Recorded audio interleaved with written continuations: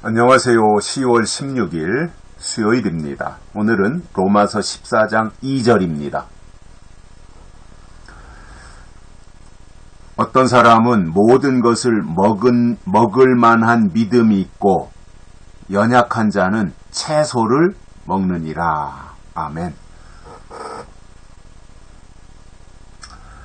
사람에 따라서 먹고 소화시킬 수 있는 능력이 다 차이가 있습니다. 어떤 사람은 갈비를 뜯어서 배불리 먹고도 거뜬하게 소화시킬 수 있는 사람이 있는가 하면 어떤 사람은 갈비 근처에도 가지 못하고 그냥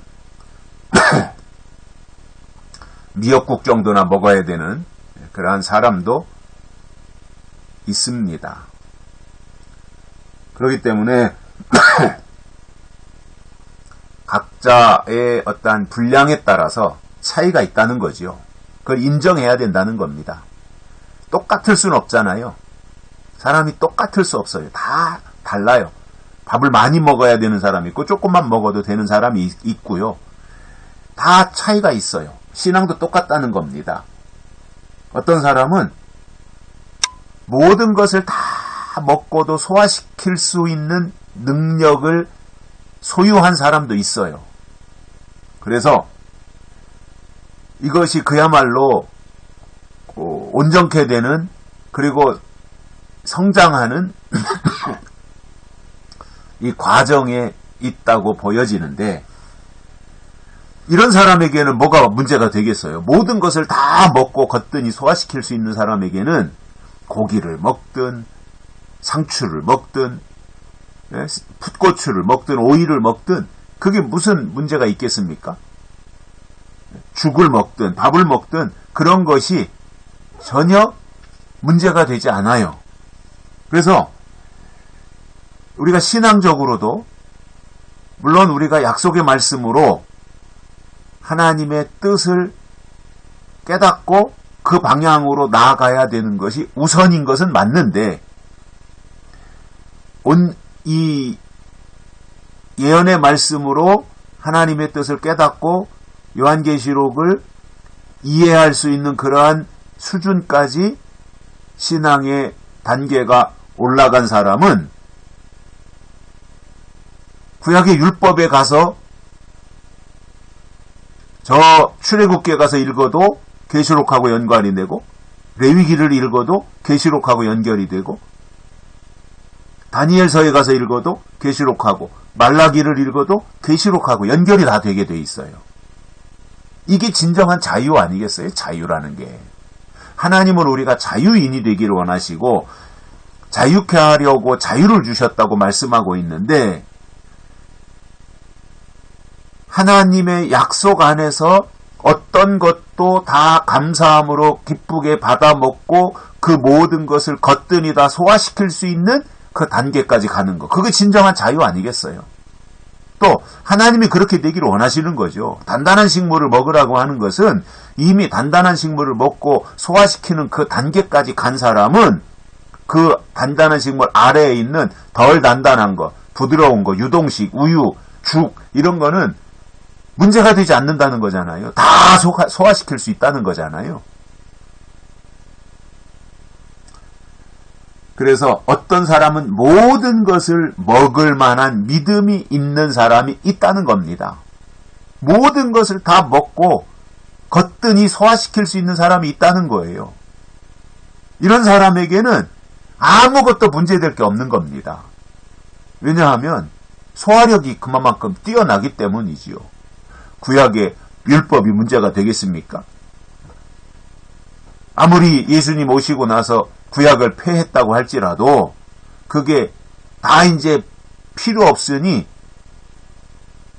더 이상 그것을 읽고 듣고 지키고 하지 않아도 된다. 그러한 차원에서 이제 구약은 폐기 이것이 아니라 완성하셔서 끝내신 거잖아요. 완성하셔서. 그리고 예수님의 십자가를 예수님을 보내셔서 십자가 주셨는데 결국 예수님 앞으로 나아가서 십자가의 은혜를 경험하면 그 속에는 이미 구약의 율법이 포함되어 있는 거예요. 그러니까 따로따로가 아니라 은혜 안에, 십자가 안에 구약의 율법은 이미 포함되어 있는 겁니다. 다만 구약의 율법을 지키려고 노력하지 않아도 된다는 겁니다. 왜냐? 이미 예수 안에 율법이 완성되었기 때문에, 이미 십자가로 구약을 완성했기 때문에. 그래서 구약의 율법보다는 신약의 은혜, 십자가, 복음, 이게 훨씬 더 큰 거예요.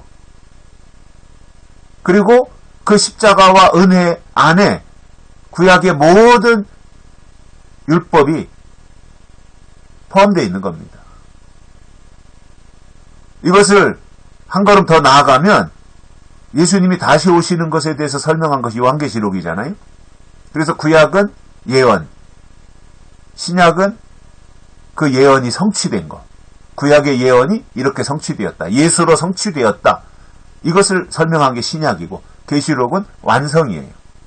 그래서 구약은 예언, 신약은 성취, 계시록은 완성이거든요. 그러면 이제 계시록이 이 땅에서 이루어지는 그 단계가 되면 계시록 안에는 이미 구약의 율법과 신약의 십자가와 은혜가 계시록 안에 다 포함되어 있는 거예요. 더 큰 거다 말입니다.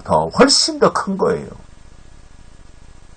그래서 계시록을 먹을 만한, 그리고 계시록을 이해하고 깨달을 만한 믿음이 있다는 겁니다. 최고의 자리 아니겠어요? 우리가 일반적으로 생각할 때. 계시록을 성경적으로, 그리고 계시록을 하나님의 뜻대로 이해하고 깨닫는다면 그 이상의 믿음이 어디 있겠습니까? 어려워가지고 지금도 쩔쩔매는 사람들이 수도 없이 많을 텐데, 계시록 붙잡고. 그리고 엉뚱하게 또 자기 생각이 거기에 가미되어가지고 계시록을 읽어가지고 전혀 하나님의 의도와는 다른 방향으로 나아가서 엉뚱한 곳으로 나아가는 잘못된 사람들도 부지기수잖아요. 그런데 그 계시록을 먹고 소화시킬 수 있는 분량을 가진 믿음이 있으면 그 이상의 더 좋은 믿음이 어디 있겠습니까? 최고 아니겠어요? 그것을 우리가 지향하고 가는 거잖아요. 모든 것을 먹고 소화시킬 만한 믿음의 자리, 그것이 우리의 목표 아니겠어요? 이건 이래서 안 먹고 저건 저래서 안 먹고, 밥에 콩이 들어가면 콩 때문에 안 먹고, 보리쌀이 들어가면 보리쌀 때문에 안 먹고, 쌀만 이렇게 몇 개 이렇게 젓가락으로 집어서 그것만 간신히 삼키고 만다면 온전한 영양 공급이 되겠습니까? 결핍된 사람이지 않겠어요?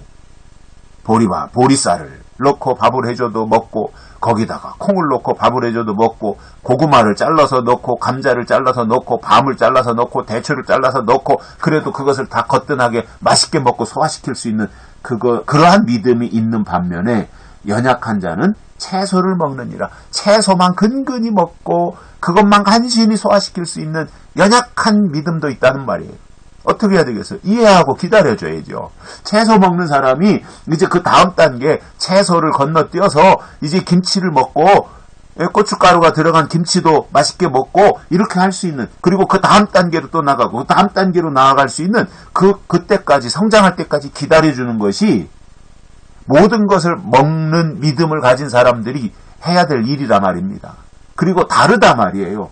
모든 것을 아무거나 다 먹고 소화시킬 수 있는 사람이 있는가 하면 채소만 간신히 먹는 사람이 있기 때문에 다르다 말입니다.